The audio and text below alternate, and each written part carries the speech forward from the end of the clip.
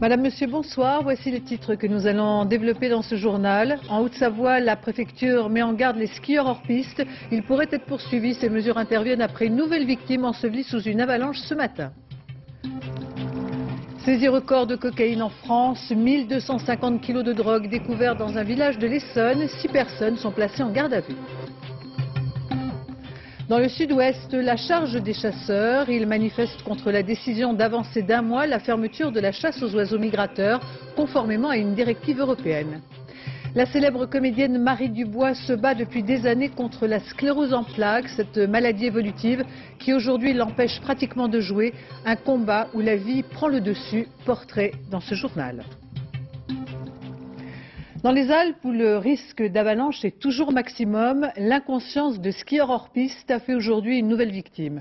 La liste de ces imprudences mortelles vient se nourrir chaque jour d'un nouveau drame. Hier, 5 personnes ont péri hors des pistes balisées. Et ce soir, les autorités de Haute-Savoie prennent le parti de l'extrême fermeté en menaçant d'interpeller tout skieur hors piste. Mais d'abord, revenons sur l'enquête aux Arcs après la mort de 3 skieurs faisant partie d'un groupe emmené par un guide. Agnès Gardet, Frédéric Basile. L'avalanche est partie d'ici, sur la face nord de l'Aiguille Rouge. Hier, en milieu d'après-midi, une plaque avant s'est décrochée, prenant au piège un groupe de 7 skieurs et leur guide, un guide professionnel de la vallée. 3 des vacanciers emportés par la coulée sont morts.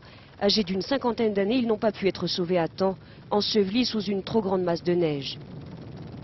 Ils ont pu repérer très rapidement la zone approximative d'enfouissement des victimes puisqu'elles étaient équipées toutes d'appareils de recherche de victimes en avalanche. En revanche, c'est le dégagement proprement dit des victimes qui a pris du temps parce que 2 d'entre elles avaient plus de 6 mètres d'épaisseur sur les corps et dans une neige très compactée, c'est très très long à dégager. Le guide a été entendu hier soir par les gendarmes de Courchevel. Une enquête est en cours pour déterminer dans quelles circonstances l'avalanche s'est déclenchée. Un autre groupe de skieurs, plus en amont, également hors piste, pourrait être à l'origine de l'accident. Ici, en tout cas, les spécialistes de la montagne ne remettent pas en cause leur expérience. La plupart des traces, on peut dire que c'est fait à 75% par des amateurs, pas par des professionnels.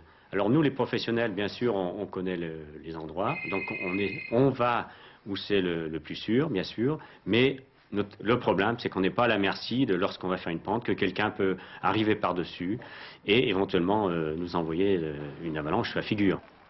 Hier, comme aujourd'hui, le risque d'avalanche est toujours aussi fort. Déconseillé, le ski hors piste n'est pas pour autant interdit. Le ski hors piste, et notamment la montagne, est un espace de liberté. Donc on ne peut pas interdire le hors piste. On peut simplement préconiser et donner de forts conseils. C'est la responsabilité des professionnels.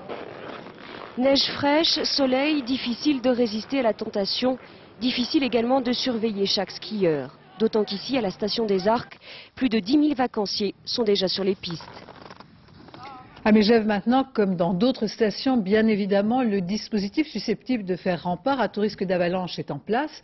Par ailleurs, la sécurité des pistes est assurée, notamment au moment des vacances, comme le montre ce reportage de Joël Bruandet et Jean-Yves Blanc.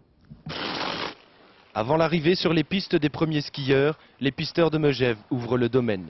Leur mission, s'assurer qu'il n'y a aucun risque. Balises et jalons qui délimitent la piste doivent être en place. On appelle cela la sécurisation. Qu'est-ce que vous faites là?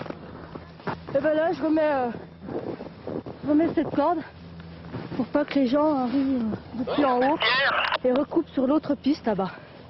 Donc c'est pour en fait se protéger.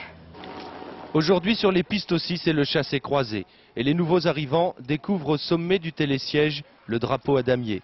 Risque d'avalanche. Pour éviter la tentation du hors-piste sur les secteurs dangereux, la direction a fermé une grande partie du domaine. Les risques étant ce qu'ils sont actuellement, 4 sur 5, je crois qu'il vaut mieux attendre encore un jour ou 2. C'est plus prudent. C'est comme si vous mettiez un gros gâteau sur une table et vous interdisez de toucher. Si vous le mettez dans le placard, là les gens sont moins tentés. Pourtant, le gâteau est trop tentant. Malgré l'interdiction, une demi-douzaine de surfeurs s'attaquent à cette piste noire non damée et donc dangereuse. Mais les skieurs, amateurs de poudreuse ou non, respectent pour la plupart les consignes de sécurité. peut pas dire on fait beaucoup plus attention, je pense, avec tout ce qui s'est passé, quoi. Les gens vont faire... je pense qu'il y a une certaine prise de conscience, là.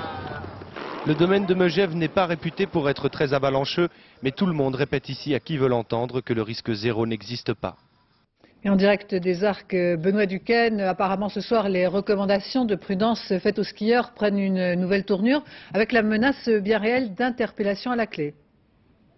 Absolument. Alors cette mesure, il faut le savoir, ne concerne pas la Savoie où nous sommes, mais la Haute-Savoie, dans la région de Chamonix. Il ne s'agit pas a priori d'une mesure générale d'interdiction du ski hors piste, ce qui serait difficilement applicable et juridiquement contestable. Ce qui est visé par cet arrêté, ce sont les skieurs qui, par leur comportement, mettent en danger la vie d'autrui. Autrement dit, s'ils skient, alors que se trouve au-dessous d'eux une piste balisée ou des habitations. Si c'est le cas, ordre est donné à la gendarmerie de sévir, de verbaliser. Cet arrêté leur en donne les moyens. Alors il faut savoir qu'effectivement, vous le disiez, c'est un changement de ton de la part des autorités, que ce changement de ton n'est pas forcément apprécié par les professionnels de la montagne et par certains maires, on vient de l'entendre, qui ont peur que l'espace de liberté de la montagne soit encore plus limité, mais que ce discours intervient alors qu'il y a eu en quelque temps beaucoup et beaucoup trop d'accidents. En effet, merci Benoît. Avec une deuxième zone de vacances scolaires, vous étiez très nombreux sur les routes menant aux stations aujourd'hui. Plus de 132 km de bouchons dans la région Rhône-Alpes pour une journée classée rouge dans les deux sens. Virginie Fichet, Philippe Fivet. Bouchon, j'aime le bouchon. De l'humour et surtout de la patience, il en fallait aujourd'hui aux automobilistes. 132 km de bouchons au total dans la vallée du Rhône, on est proche des records. Cette fois, avant même le pied des montagnes, les vacanciers ont été pris de court sur la 43 entre Lyon et Chambéry. C'est vrai que c'est vraiment la première fois qu'on subit ça, quoi. Mais enfin, on fait avec, on n'a pas le choix de toute façon.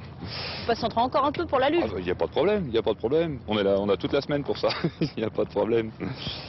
Toute la journée, la montée aux stations s'est faite au pas. La vallée de la Tarentaise était totalement bouchée. Au pire moment de la journée, les vacanciers étaient tous à l'arrêt sur 44 km à partir d'Albertville. Ça arrive à quelle heure?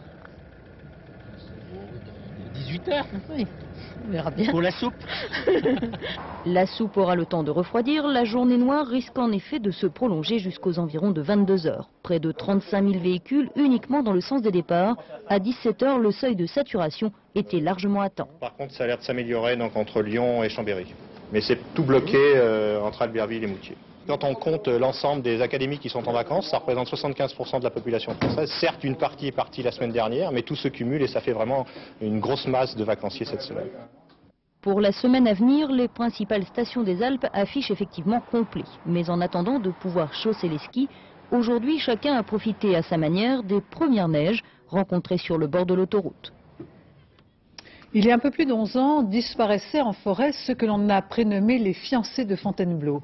Après des centaines d'auditions, de perquisitions et 3 juges d'instruction, l'affaire pourrait venir à terme avec aujourd'hui l'aveu du meurtrier présumé. Nabila Tabouri et Luc Bachefen. Gilles Naudet et Anne-Sophie Vandamme, 25 ans tous les deux, avaient disparu mystérieusement un week-end de Toussaint en forêt de Fontainebleau. C'était en 1988. 3 mois plus tard, leur corps était découvert par des chasseurs. L'autopsie devait révéler qu'ils avaient été exécutés de plusieurs balles de 22 longs rifles. L'enquête s'était intéressée aux chasseurs et aux braconniers de la région. L'an dernier, 13 d'entre eux étaient d'ailleurs interpellés, placés en garde à vue, puis relâchés. Aujourd'hui, ce sont 3 hommes que les gendarmes présentent au juge d'instruction à Évry. L'un d'eux aurait avoué avoir tué les 2 jeunes gens. Le milieu des braconniers est un milieu qui a été privilégié tout au long de ces 10 années, qui demeure toujours privilégié et qui a fait l'objet, lors des différentes opérations de police judiciaire qui ont été menées, d'investigations particulières. Ce soir, le père de Gilles Naudet se dit soulagé de savoir le meurtrier de son fils peut-être enfin sous les verrous. Plus de 10 ans après, reste à connaître les circonstances de ce double meurtre et son mobile.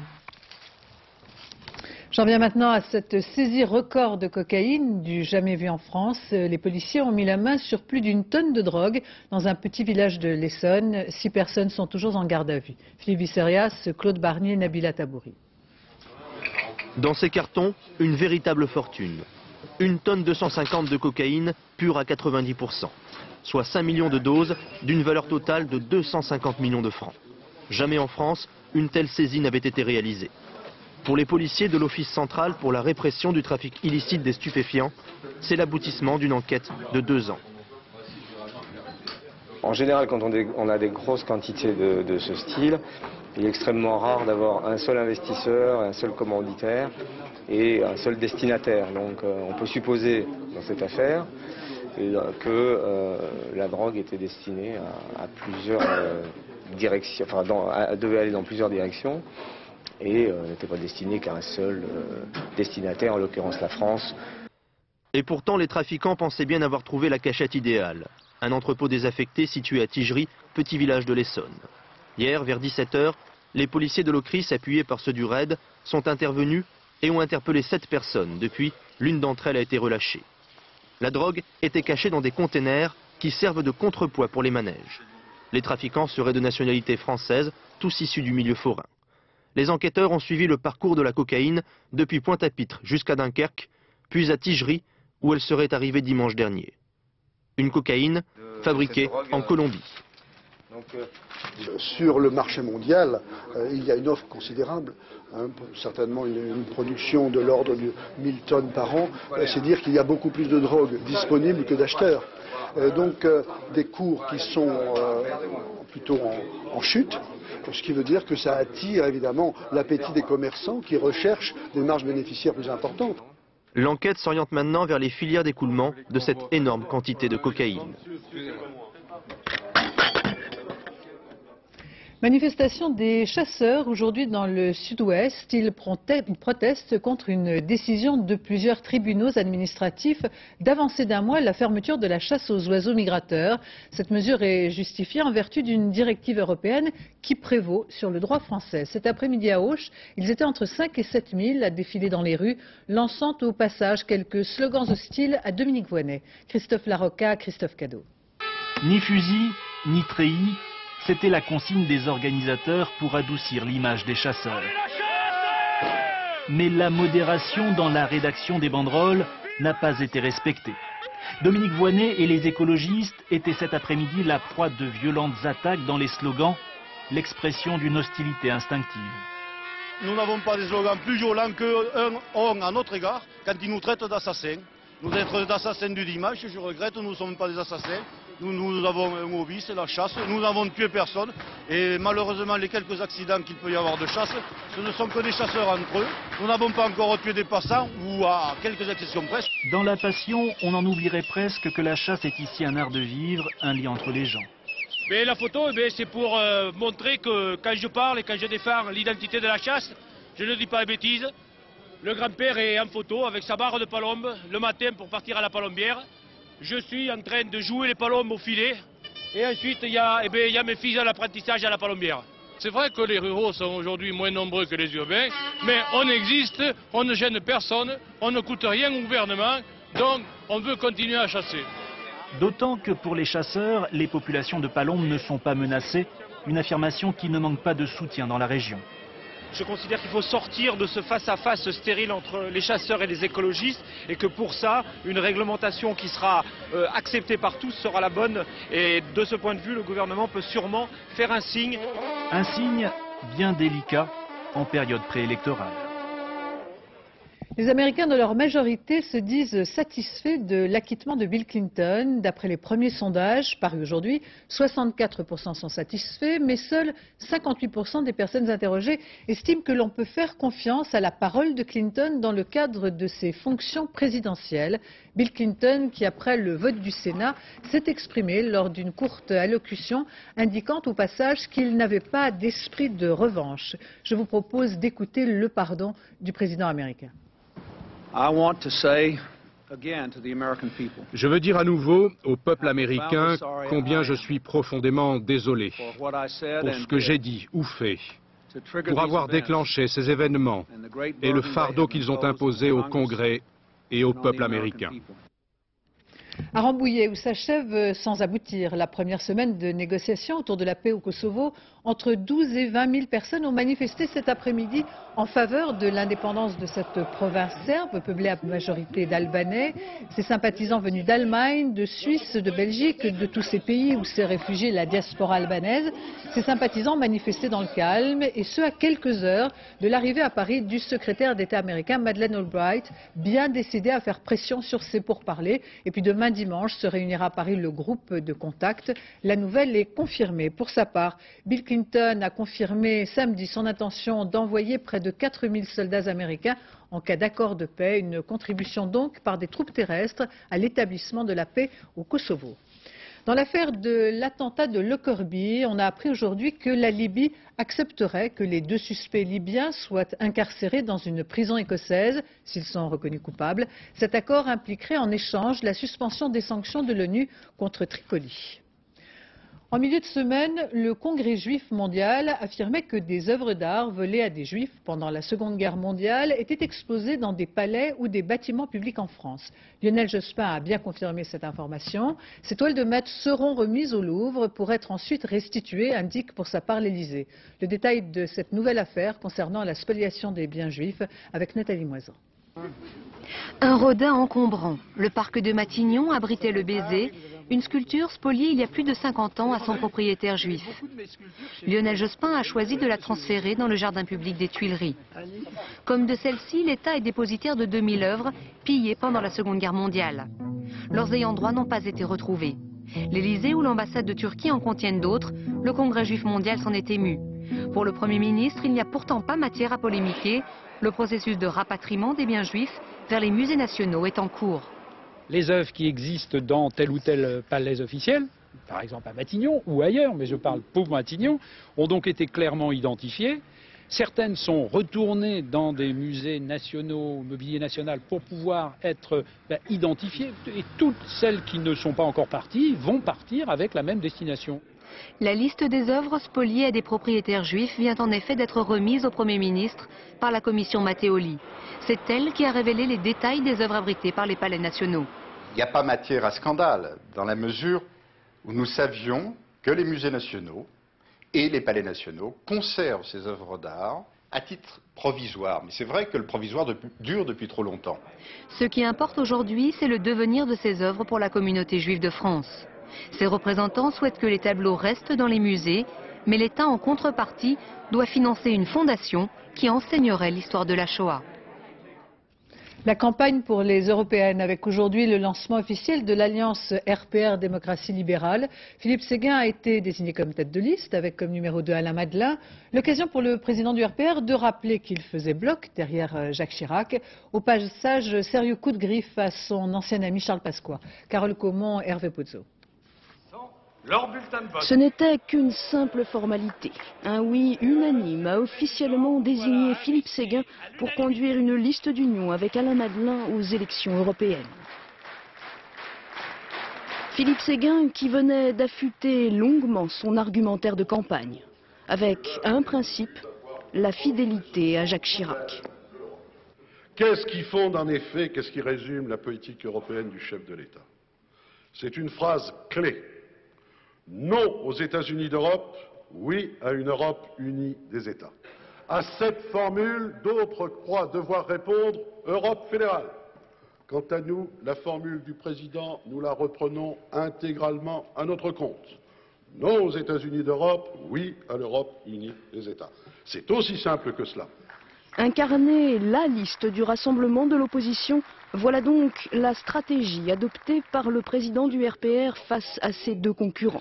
L'UDF d'un côté et de l'autre Charles Pasqua, dont Philippe Séguin a une nouvelle fois condamné la démarche tout en renvoyant son éventuelle exclusion du RPR au lendemain du scrutin. Après avoir réglé ses comptes à droite, Philippe Séguin a clairement désigné ceux qu'il considère comme ses adversaires pendant cette campagne, les socialistes. Tenter d'apparaître comme la seule alternative face à la gauche, une autre manière de faire oublier qu'en juin prochain, les électeurs de l'opposition n'auront que l'embarras du choix. Même dynamique pour ce départ en campagne, mais cette fois-ci du côté des socialistes. François Hollande, hier soir à Montpellier, a appelé à la mobilisation et ironisé sur les divisions de la droite. Javid Imbert, Christian Autain. C'est un peu son baptême du feu, sa véritable entrée dans le club des premiers rôles. Dans ces européennes, François Hollande sera l'homme à battre. On dit que c'est Lionel Jospin qui a fini par le convaincre. Très attaché à sa circonscription de Corrèze, François Hollande n'était pas chaud pour l'abandonner contre un mandat européen. J'ai pas hésité, j'ai simplement examiné, le moment venu, la meilleure des décisions. Je pense avoir pris la meilleure des décisions, mais c'est les militants socialistes qui le diront. Pour l'heure, ils en redemandent, ces militants. 25% des voix, les premiers sondages sont flatteurs et les socialistes plutôt sur 2. On est presque à 2 ans de gouvernement, Jospin est à 60% dans les sondages, pourquoi on ne serait pas sûr de nous? On fait du bon boulot tout en restant modeste. Et à la limite, ça serait peut-être plus sympathique d'avoir une droite qui tienne la route, ça serait un adversaire à la hauteur. François Hollande est loin d'être aussi confiant. 4 mois de campagne, c'est long. Et après tout, des Verts aux communistes jusqu'aux amis de Jean-Pierre Chevènement, pour l'instant, la gauche elle aussi part en ordre dispersé. Alors, pour tenter de marquer leur différence, puisque l'élection est européenne, les socialistes feront campagne en commun dans toute l'Europe. Dans les meetings, en revanche, les formules censées faire mouche resteront franco-françaises. Hier soir, Philippe Séguin en était la cible. Gaulliste ombrageux, il est devenu l'allié d'Alain Madelin, libéral forcené. Où ira cet attelage, je n'en sais rien moi-même. L'un veut aller, si je puis dire, à U et l'autre à Dia. Lionel Jospin lui attendra sans doute les toutes dernières semaines avant de s'engager. En attendant, le chef de file des socialistes, c'est François Hollande et lui seul. Il y a 3 semaines, sur ce plateau, Francis Huster, avec émotion et indignation, évoquait la sclérose en plaques, cette maladie dont on parle trop peu et qui atteint dans le monde du théâtre la célèbre comédienne Marie Dubois. Depuis 40 ans, celle que Truffaut rendit célèbre, Marie Dubois, vit et se bat contre cette affection, longtemps silencieuse, et qui aujourd'hui entrave ses jambes, mettant pratiquement fin à sa carrière. Le combat de Marie Dubois, où la vie reprend à chaque fois le dessus. Marcel Tria, Éric Delagneau. Qui c'est? La greluche qui t'amène, la serveuse du bar. Quelque chose que Madame Charlie. La greluche, c'est Marie Dubois. En un seul film, François Truffaut va faire d'elle pour toujours la petite parigote à qui on ne la fait pas. Où on va? Demandez à votre petit homme. C'est pas mon homme. En tout cas, on va chez son frère Chico. Celui d'hier soir avec le beurre noir? C'était il y a 40 ans, à Paris, rue des Martyrs. C'était le bonheur. Et juste après, il y a eu la première alerte. Oui, après il y a eu la première alerte, c'est-à-dire que donc j'étais allée avec Truffaut et Melville voir un film. Et puis j'avais dit à Truffaut, c'est drôle, j'ai l'impression d'avoir des petits papillonnements devant l'œil gauche. Et puis j'ai mis ma main sur l'œil droit et c'était le trou noir. L'œil gauche était borgne. Et alors là, tout de suite, on diagnostiquait une sclérose en plaques. Là, j'ai posé aucune question. Et heureusement, parce qu'on m'aurait dit que je risquais d'avoir d'autres poussées, que je risquais d'avoir d'autres arrêts comme ça, et que j'allais plus pouvoir travailler, je me serais foutu en l'air, parce que je me suis dit, c'est pas possible, tu es pour ce métier. Imaginez un groupe de jeunes filles la nuit dans une barre. Et soudain du bruit sur le rivage. Des rires, des flambeaux, des torches, des tambourins. Et pendant près de 20 ans, la pire des maladies traitée par le mépris attendra son heure, sans entraver l'envol de Marie vers la plus belle des carrières. Au théâtre, au cinéma, elle est choisie par les plus grands et elle impose sa grâce et son aplomb, et cette voix qui carillonne comme une eau vive. Mais sa photo préférée, c'est François Truffaut qui la prend. Il est son témoin à son mariage en 1960, avec un jeune premier inconnu, Serge Rousseau, qui deviendra impresario. C'est vraiment moi qui l'ai demandé en mariage. C'est vrai, non mais c'est vrai parce que on sortait alors et puis il se passait rien et puis il était gentil avec moi puis il m'emmenait à la campagne alors je téléphonais à des copains je disais oui, tu comprends il a l'air de bien m'aimer mais il se passait rien enfin et en plus j'étais vierge à ce moment-là alors c'était ça aurait pu j'avais tu sais tu emmènes-le à la campagne un feu de bois tout ça et je revenais puis je disais à Gilles que dalle rien et puis bon bah finalement il a décidé de se marier puis on a fait un voyage de noces prénuptiales enfin quand même je me suis aperçu quand même que bon c'était bien quoi. Les grandes joies de la vie, celles du métier, un appartement dont elle fait peu à peu un véritable capharnaüm et puis le retour brutal de la maladie et les départs en tournée qui s'espacent. J'ai triché pendant un certain temps, j'ai dit j'ai le problème dans le dos, j'ai ceci, j'ai cela, puis bon, puis c'était un secret de polichinelle. Ça fait quand même vraiment qu'une 7-8 ans que je suis complètement arrêté. Je vois déjà l'écran s'éclairer, on ne patine pas avec l'amour. Et pour la première fois, mon nom générique. Le théâtre quand même, presque chaque soir, mais en visiteuse pour applaudir les vieux amis. C'est la joie d'aller voir les amis jouer, mais enfin c'est pas la même chose quand vous êtes là, quand vous montez sur le plateau, vous vous dites même j'aimerais bien être aussi partie prenante. Et puis le détour inévitable en coulisses, comme pour frôler une fois de plus, ne serait-ce qu'un instant, la magie de l'envers du décor. Les journées, elles, sont ponctuées par les rendez-vous chez le kiné ou le psychothérapeute. Pour résister aux assauts de la souffrance et de la déprime, il faut de l'aide. Mais c'est une jeune réalisatrice qui vient de lui faire son plus beau cadeau en l'imposant comme héroïne de son dernier court-métrage. Je le paye après. Ah non, non, on paye tout de suite. Et sans réfléchir, on paye. Le rouleau, voilà.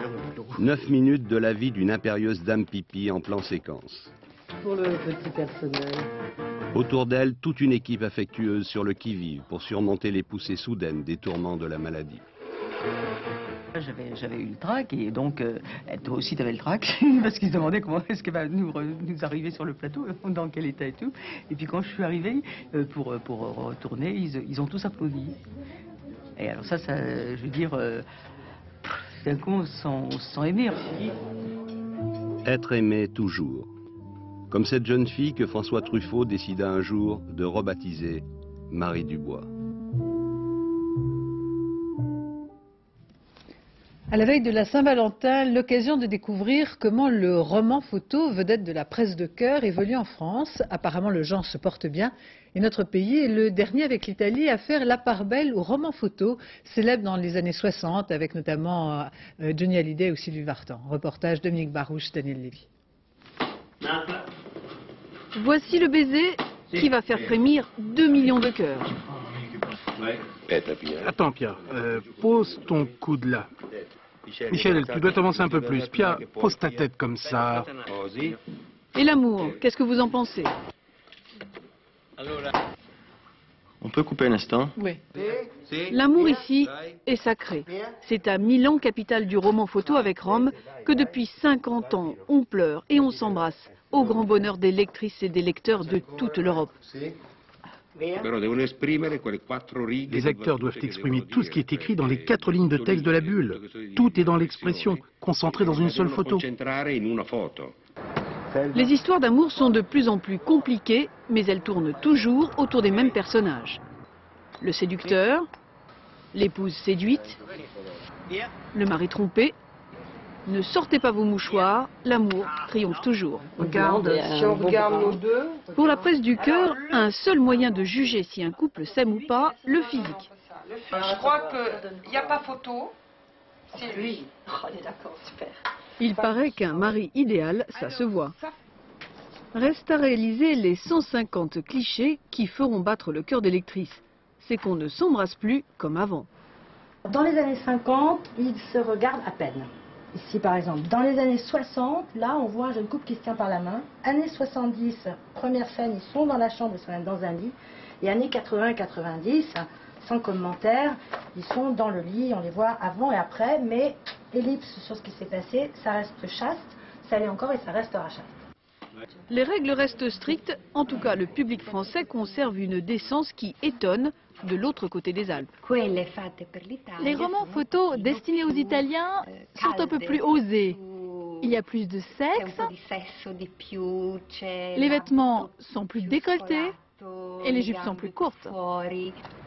Toujours est-il que les deux voisins latins sont les seuls pays où le roman photo résiste encore à la concurrence des séries télé.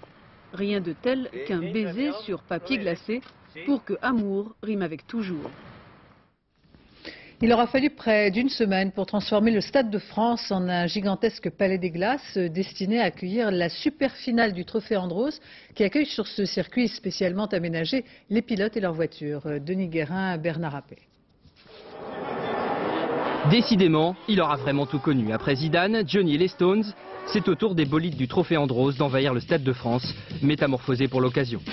50 camions réquisitionnés, des dizaines de plaques métalliques pour recouvrir la piste d'athlétisme et surtout près de 700 tonnes de glace qu'il aura fallu concasser, lisser et même arroser à l'azote liquide. Coût de l'opération, 10 millions de francs, même ceux qui ont déjà tout connu en redemandent. Ouais, c'est extraordinaire, on n'a jamais couru, enfin moi personnellement, dans un endroit comme ça avec 60, peut-être 70 000 personnes. Donc c'est vrai que c'est très très impressionnant. J'ai déjà joué au tennis dans des arènes, où on est incapable de jouer. Alors, je pense qu'on va quand même arriver à conduire. Pas de souci, Jacques. Le spectacle devrait être au rendez-vous demain puisque seuls les 30 meilleurs pilotes de la saison seront présents. De quoi réchauffer l'ambiance. En Angleterre, l'affaire fait grand bruit lors d'un match de football. Un sabotage ultra sophistiqué permettant de couper le courant à distance a été organisé pour favoriser des joueurs qui parient sur ces matchs en Malaisie. L'enjeu financier est important. Étienne Lénart. À peu. La scène se passe sur le terrain du club londonien de West Ham. L'équipe locale vient à peine d'égaliser à 2 buts partout contre son rival de Crystal Palace lorsque soudain, le terrain est plongé dans le noir, la partie interrompue et l'incident se reproduit à 3 reprises en quelques mois. Pure coïncidence, pense-t-on à l'époque, jusqu'à ce que devant le pays médusé, la fédération anglaise ne révèle qu'il s'agissait sans doute d'un véritable complot. Notre football semble être la victime d'une attaque extérieure préméditée. Mais nous sommes tous heureux que le mal ait été mis à jour. C'est mercredi soir, ici dans le stade de Charlton, que 4 individus sont interpellés. 3 Asiatiques et un Anglais en passent, semble-t-il, de piéger le système d'éclairage du stade où se déroulera ce week-end une rencontre importante. Les 3 Asiatiques ont été déférés devant la justice hier matin et c'est là que l'affaire devient lumineuse, si l'on peut dire, car si en Grande-Bretagne une coupure de courant provoque automatiquement l'annulation des paris effectués sur la rencontre, en Asie où des dizaines de millions de francs sont pariés chaque week-end sur le championnat anglais, il suffit que cette coupure intervienne en deuxième mi-temps pour que le score reste acquis et le pari valable. On imagine donc ce jour-là qu'en voyant l'équipe de West Ham égaliser à 2 partout, un parieur-truqueur qui avait précisément misé sur ce résultat a immédiatement ordonné que l'on actionne le système de sabotage. Et en attendant de plus amples révélations, les plus cyniques font remarquer que c'est finalement tous ceux dont aurait eu besoin l'équipe nationale d'Angleterre, moribonde il y a 2 jours à Wembley face à nos champions du monde, d'une bonne petite panne d'électricité. D'ici une vingtaine de minutes sur notre chaîne, le concert Les Enfoirés, la dernière édition avant l'an 2000. Cette émission proposée par les Restos du Cœur et co-animée par Muriel Robin, Jean-Marie Bigard. Parmi les artistes qui y participent, artistes pour l'occasion, les champions de l'équipe de France, que vous voyez sur ces images. Et puis aussi Charles Aznavour, Étienne Dao, bien sûr Jean-Jacques Goldman, Raled, Liane Folly, Ophélie Winter, Alain Souchon et bien d'autres.